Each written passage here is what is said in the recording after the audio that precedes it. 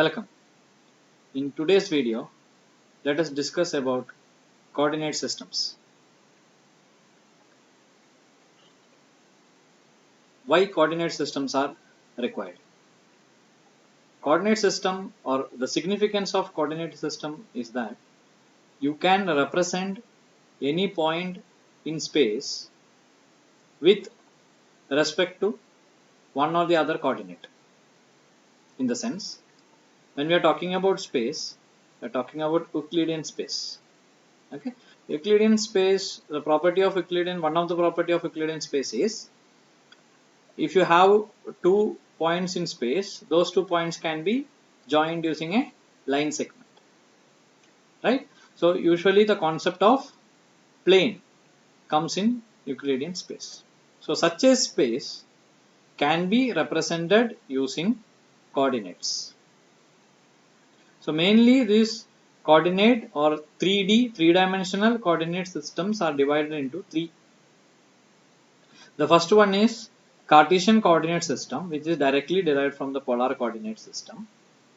Then with reference to Cartesian coordinate system, we have cylindrical coordinate system and spherical coordinate system.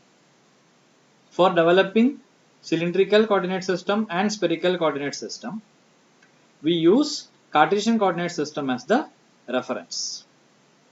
So if we want to represent any point in Euclidean space, it is very difficult visually to mark that point unless we know where that point is exactly lying. We cannot always represent a point just by telling that it lies there, it lies here, so it gives uncertainty. So if we have references, okay, maybe we call it as axis, right? Axis references, then we can easily locate this point.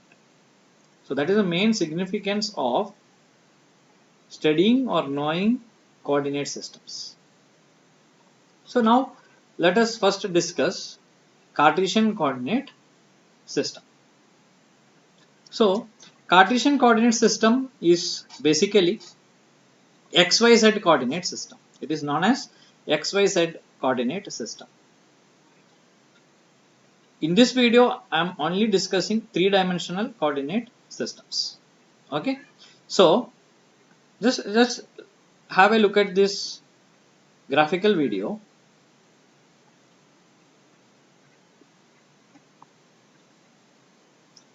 We have X, Y and Z system, okay, where X is in one direction, Y is in one direction, and all these meet at the origin.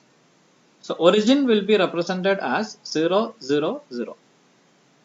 And this coordinate system is right hand coordinate system, where thumb indicates my X coordinate, forefinger indicates Y coordinate, and my middle finger pointing upwards indicates Z coordinate system. Now the direction of this XYZ can be changed. Okay, if you change the direction of your right hand, then we get it as X, Y and Z this way. So it's a right hand coordinate system, and we can rotate it anti-clockwise direction to get all positive directions. So now thumb points X, forefinger points Y and middle finger points Z. So we can represent XYZ in any form, but usually this is the representation of XYZ coordinate system. So we have YZ plane on the screen and X axis towards you. Okay, that is the idea. And we have plane system also. So XY coordinate will give me XY plane. Okay, this is the idea of Euclidean planes. And YZ will give me YZ plane. And XZ, along XZ axis, I'll get XZ plane. Okay, and at the origin we can draw it as interface of all these three planes. So now let us consider an example of 3, 4, 5, a point, and try to locate it. So X is 3. So along X axis positive 3. So positive X axis, locate 3. Next I have to locate y equal to 4.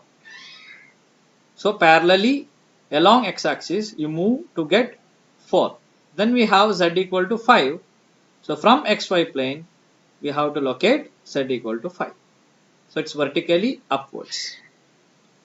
Okay, so this helps me in locating 3, 4, 5. So other method is draw xy plane, and in xy plane you can locate x comma y, that is 3, 4, and from there you can draw a perpendicular with a height 5 to get 3, 4, 5. So these are various methods of, or these are the two methods of locating a point. For example, 3, 4, 5 in Cartesian coordinate system. So now, what is the problem of Cartesian coordinate system? So every time it is not possible to locate x, y, z in the method which I have just shown you. That is, every time it is not possible for us to find where is x, where is x, in the sense, okay, I cannot exactly point out where is x, I cannot exactly point where is y, and I cannot exactly point where is z. Or in some applications it becomes difficult to locate the xy plane, and drawing a perpendicular from that plane is beyond our imagination. For example, you need to find the value of current flowing in a wire. Okay, you need to find the field generated by this current also. In such cases, you should know the length of the wire, right? Length of the wire. And if I say that at some point P, you are asked to find, okay, some field intensity or so, then we cannot use Cartesian coordinate system effectively to locate that point P on a circular or cylindrical type of wire. And there are so many other examples which you can show or point out, such that Cartesian coordinate system may fail sometimes or will become very rigorous to find the point exactly to locate on Euclidean space. In such cases, we have to go for cylindrical coordinate system. So next, let us see, keeping this Cartesian coordinate system in mind, keeping this as reference, let us see how to draw or how to find the coordinates of a cylindrical system. To understand cylindrical coordinate system, first consider Cartesian coordinate system as a reference. So I am purposefully not naming which is x, which is y, and which is z. So as we have seen, we can consider in anti-clockwise direction, considering right hand system as x, y, z, right? Any one axis as x, y, or z. Okay, so let us assume that each axis represents either x, y, or z. Okay, doesn't matter for our discussion. Okay, to start with. Later we will fix which is x, which is y, which is z. Okay. Now let me consider a point P, okay, which I need to locate in cylindrical coordinate system. Then from that point P, I draw a line to the plane down. Okay, so now let us say that this is x. Okay, for simplicity, let us say that this is x and this is y. Okay, so obviously this will be z. Agree? So I'm drawing a line from the point P which I need to locate to the xy plane. Okay, so this represents xy plane. Then from the origin, I put a line to the point where the perpendicular dropped from the required point touches xy plane. Getting? Yeah. Now I draw another line parallel to y axis to intersect with z axis. Okay. So what I am doing, I'll repeat. I am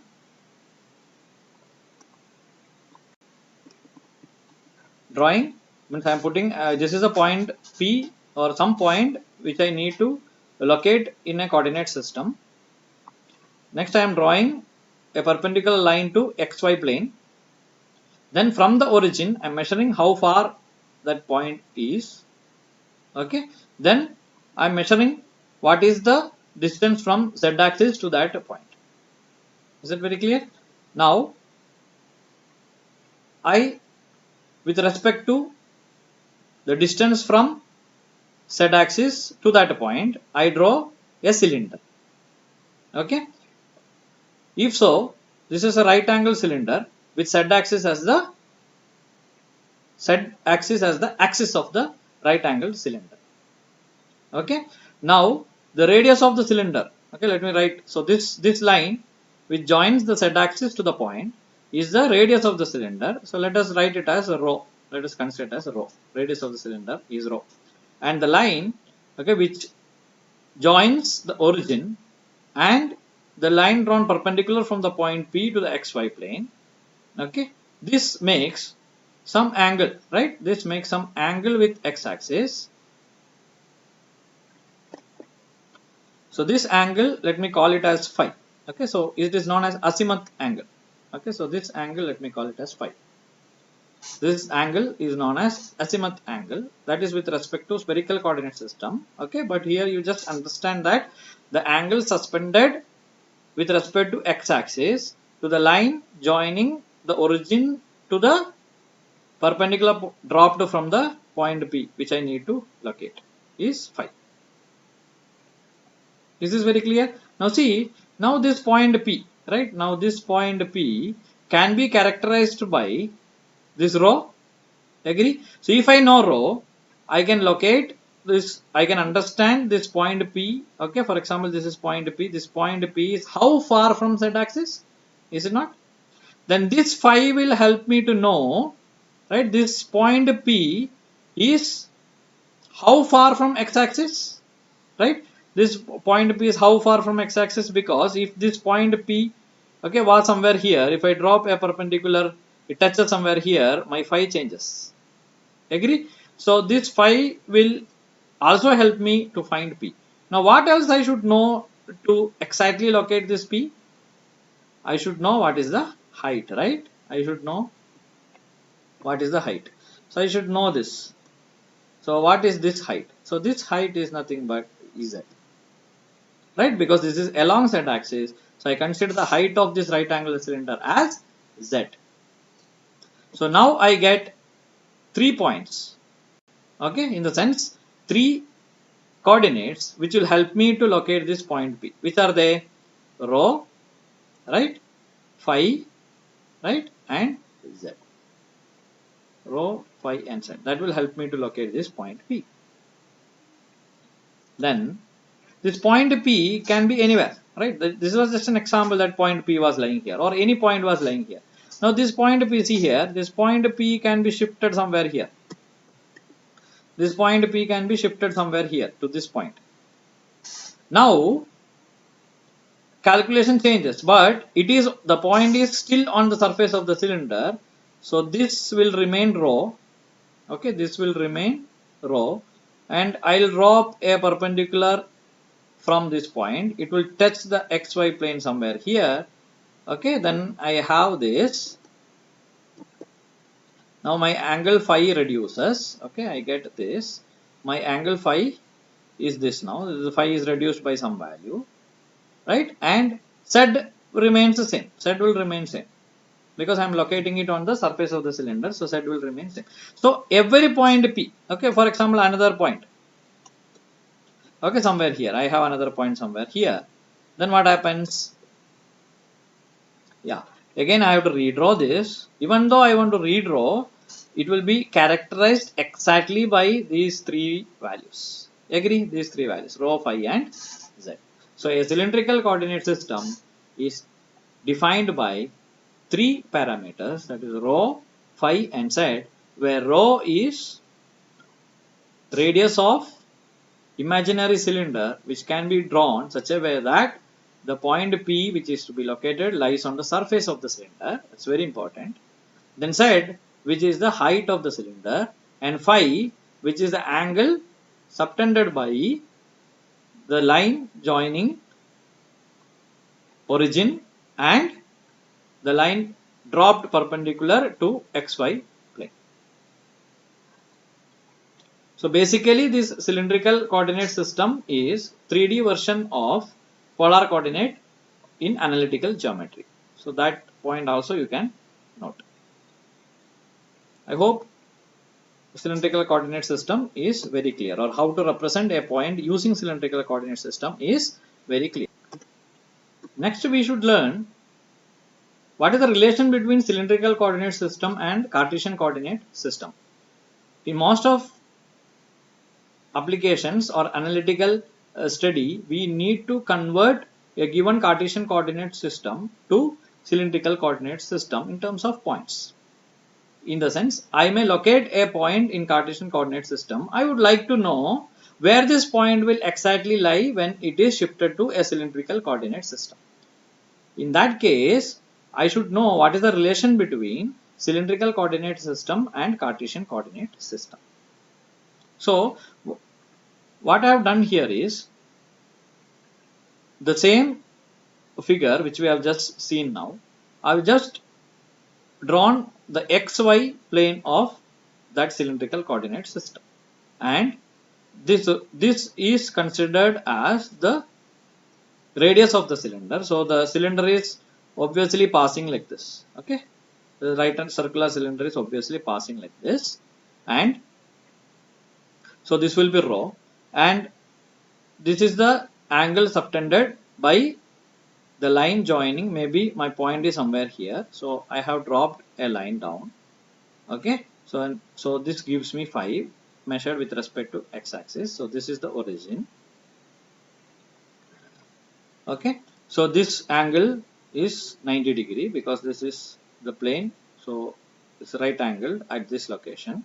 So I'm just drawn this for the reference. These are my reference lines. This is my x-axis and this is my y-axis. So now if you consider this triangle, okay, you consider this triangle. I want you to consider this triangle. Then what is rho? How can I find rho?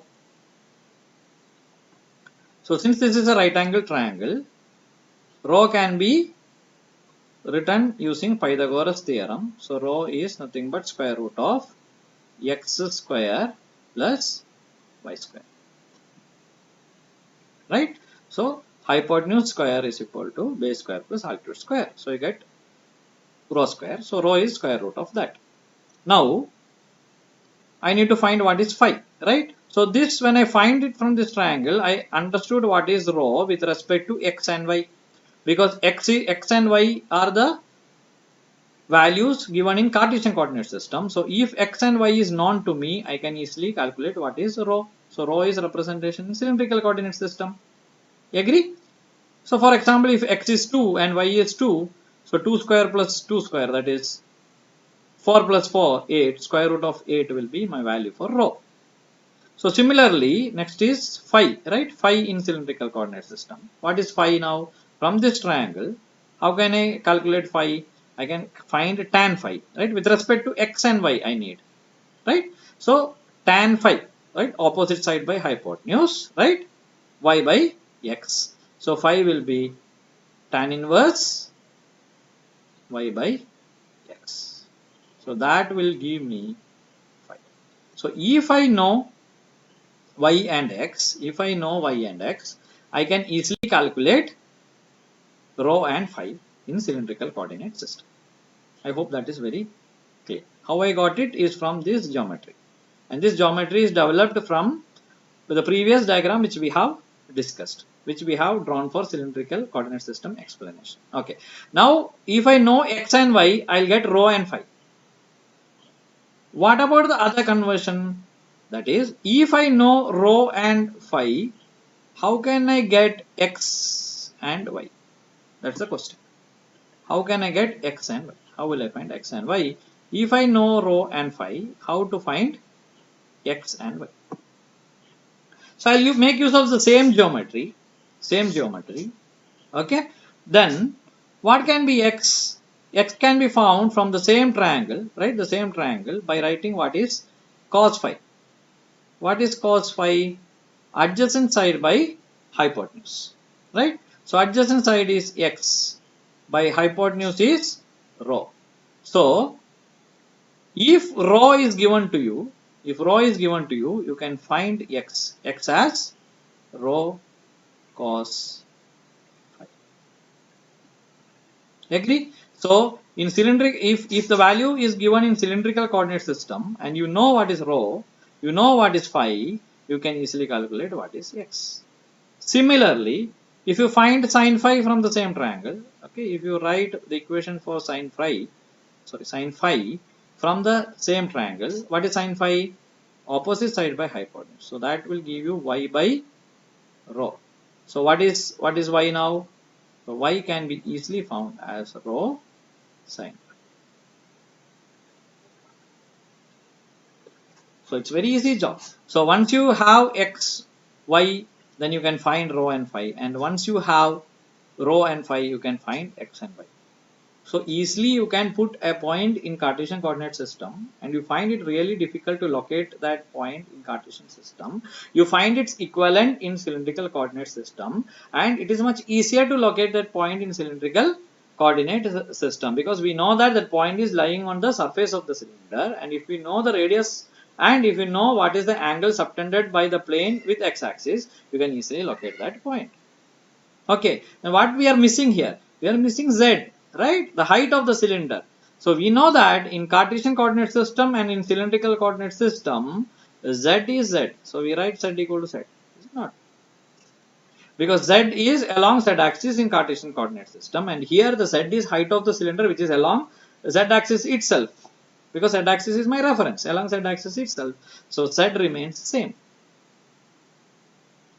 Right? So this is how we can find xy side and its equivalent rho phi side, or this is the significance of cylindrical coordinate system, or this is how we represent a cylindrical coordinate system. So next we need to discuss what is spherical coordinate system.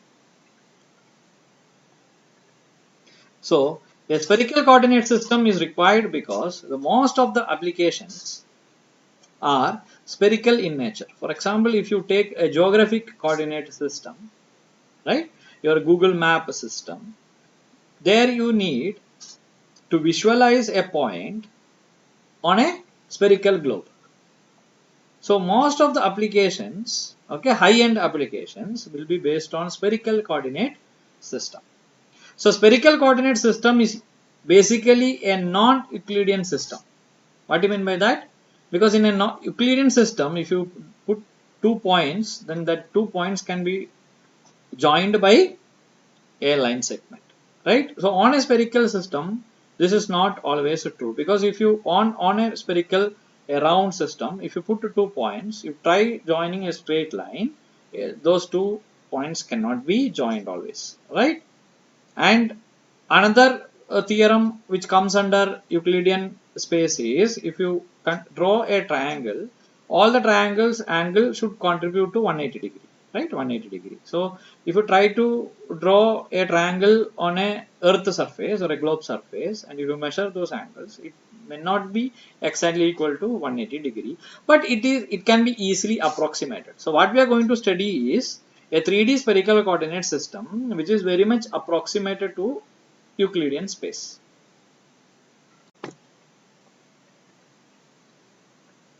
So spherical coordinate system is also with reference to XYZ axis. So in an XYZ axis, you can represent a point, okay, some point P XYZ using a cuboid where x will be, okay, width, y will be the length, and z will be height. The same point, okay, can be represented using a sphere. So let us see how it is. So again, I am taking XYZ as the reference, and I have a point P, okay, for my reference. So I am considering this point P on a surface of a sphere. So the radius of the sphere is R. Radius of the sphere is considered as R.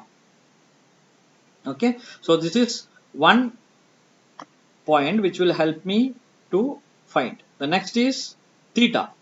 So theta is the angle subtended by the line drawn from the origin to the point R. Okay, so the line, that is the point P, is located on the surface of the sphere, and there is a line joining this origin to the point P, which is on the surface of the sphere, and this will be obviously the radius of the sphere, and this line joining the origin and point P, for example, is at an angle theta from z axis. So this angle theta is known as polar angle. Okay, polar angle. This angle theta can also be considered as angle of cone, in the sense, since this is surface of the sphere, you get like this. Okay, you can complete this as a cone. Okay, this as a cone. So this theta can be considered as the angle subtended by a cone at the origin, or you can simply consider theta as the angle from z axis to the line joining the origin to the point P on the surface of the sphere. Either way, it will help you to identify what is theta. So next what I am doing is, from point P, I am dropping a perpendicular to xy plane, similar to what we have done in cylindrical coordinate system. Then I am drawing a line from the origin to touch this point, okay, which is dropped from the actual point P. Now this line or this angle will give me phi, or which is nothing but azimuth angle. Okay, so this angle is azimuth angle, which we have seen in the cylindrical coordinate system also, which is phi. So a spherical coordinate system can be characterized by three possible points, which is r, theta and phi, where r is radius of the sphere. So radius of the sphere will tell me where the point P is locating, okay, or point P is locating on the surface of the sphere, somewhere on the surface of the sphere. Okay, now theta will tell me this point P is how far from the z axis. Phi will exactly tell me what is the orientation of this point P on the surface of the sphere with respect to x axis. Okay, so these 3 points characterizes my spherical coordinate system. So a point P in spherical coordinate system is written as P as r, theta and phi. So when we discuss about these 3 points, r, theta and phi, it is also necessary to discuss the limits of these points. Okay, limits of these points. R can vary from where to where, theta can vary from where to where, and phi can vary from. In most of the applications, this will be necessary. So let us see that. Okay, let us try to find out what are the limits of r, theta and phi. So it's very easy to understand what is the limit of r. What is r? R is the radius, right? R is the radius of your sphere. R is the radius of the sphere. So this can subtend from 0. You can have a sphere, okay, or you cannot have, you can have the point P at the origin. In that case, the radius of the sphere is 0. So I can say this can vary from 0 and the maximum possible is infinity, because I can imagine a sphere with infinite radius also. Okay, but while coming to theta, what is the limit for theta? Okay, we consider that we start from 0. Okay, we don't think about negative values, so we start from 0. So theta can vary from 0 to what value? Okay, we'll discuss in degrees. It is applicable in radians also. So 0 to what value? So what is theta? So you have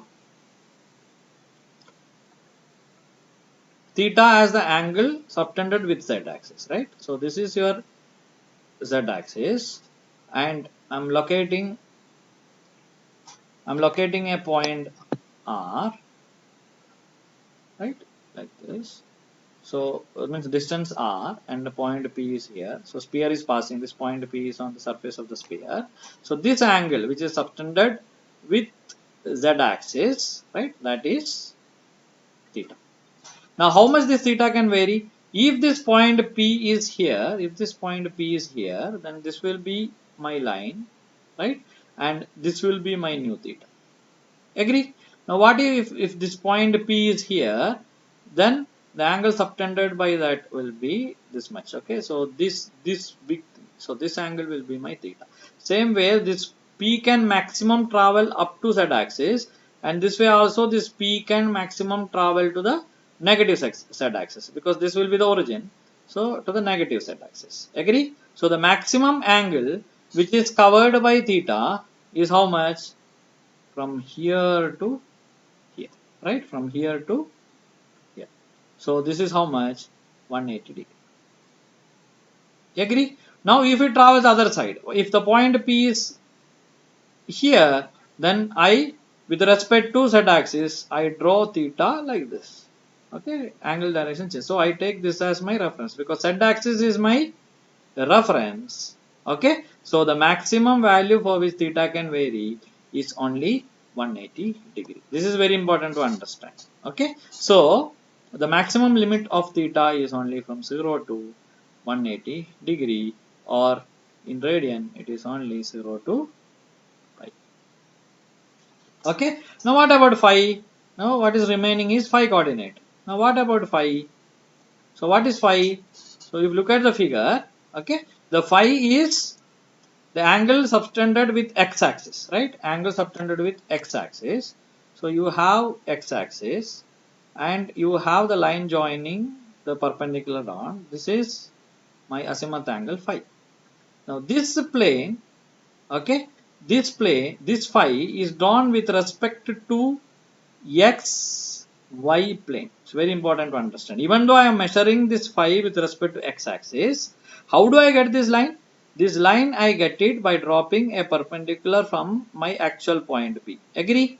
So where I am dropping this line I am dropping to xy plane. Agree? I am dropping it to xy plane. So this angle phi is because of this plane xy, or this, it is impossible to measure this phi unless I consider this point, and this point is lying on xy plane. Agree? So this is my negative y axis. Now this is my negative x axis. So here also I have xy plane, here also I have xy plane. Even though it is negative side, we have this plane, right? So this phi is measurable throughout the xy plane. So what does it say? Phi varies from 0 to 360 degree, or it is from 0 to 2 pi. Agree? So the universal limits of spherical coordinates are from 0 to infinity, theta from 0 to pi, and phi from 0 to 2 pi. Now coming to cylindrical coordinate system, there we have rho, phi and z. So now you know that phi varies from 0 to 360 degree. Then what will be about rho and z? Rho will be similar to r, because there it is radius of cylinder. So that also can vary from 0 to infinity, because if the point P is lying at the origin or on the z axis, I can say that the radius of the cylinder is 0. And if the point can lie at some point at infinity, then the cylinder which I have to, because the point P should be on the surface of the cylinder. So if I want to draw a right angle cylinder, the radius of the cylinder should be infinity. Okay, so height of the cylinder is also similar. The height of the cylinder also can vary from 0 to infinity. Okay, so this is about universal limits for these coordinate systems. So next we need to understand how to convert a Cartesian coordinate system into spherical coordinate system, and vice versa. We have done this exercise for cylindrical coordinate system.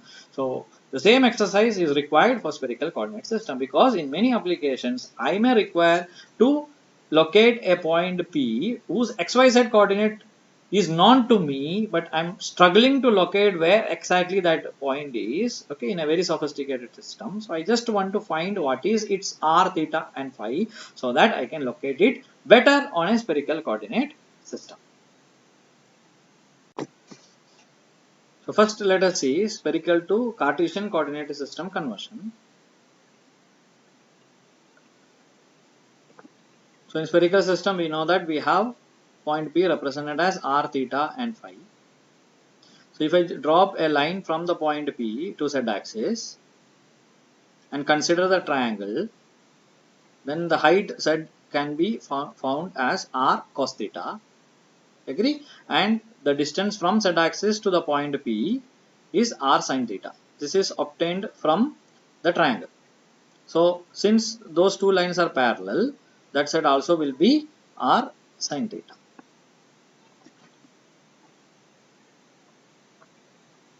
Now draw parallel lines from this point P to touch x-axis and z-axis. Okay, imaginary x-axis and z-axis, that is from this point.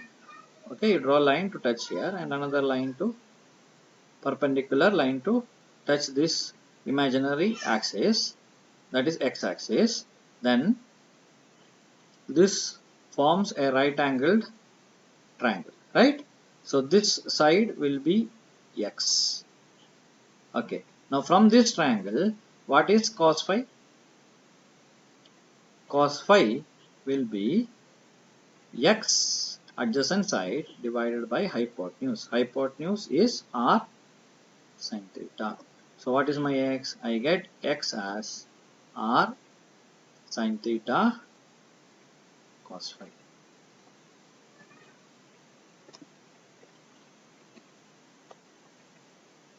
So similarly, we can find this side also by considering this triangle. So if you so or you can consider the same triangle and find this direction. So this, if you find this distance, then it will be this distance. If you can find using the same triangle, then this distance and this distance will be same. So I get this as r sin theta sin phi. And what is this? This is nothing but y. So I get y as r sin theta sin phi. So using this, the same triangle, you find what is sin phi. Okay, so sin phi will be y by r sin theta. So y will be r sin theta sin phi. So I get x and y.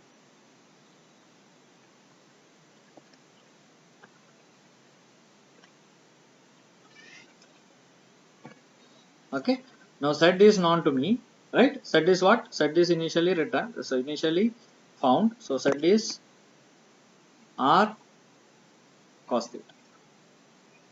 So if I know r and if I know theta and if I know phi, I can easily find Cartesian coordinates of the system from the spherical coordinate system, given as x equal to r sin theta cos phi, y equal to r sin theta sin phi, and z equal to r cos theta. Next we have to see the vice versa, that is how to convert Cartesian coordinate into spherical coordinate system.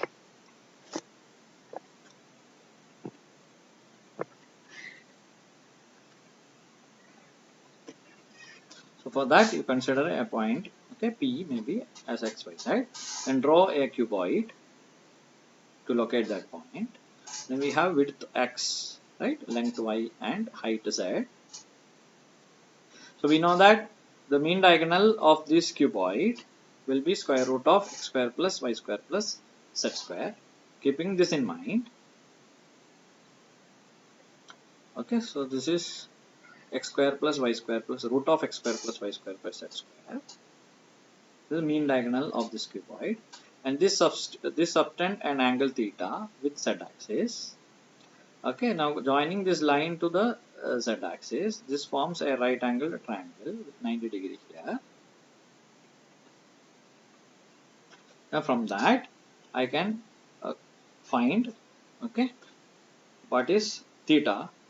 So getting, yeah, now this is my phi, this is my phi, and this direction, this distance will be square root of x square plus y square. So if I can using this triangle I can easily write what is phi also. So this way, if I know x, y side, I can easily find what is r, theta and phi. So let us see how it is.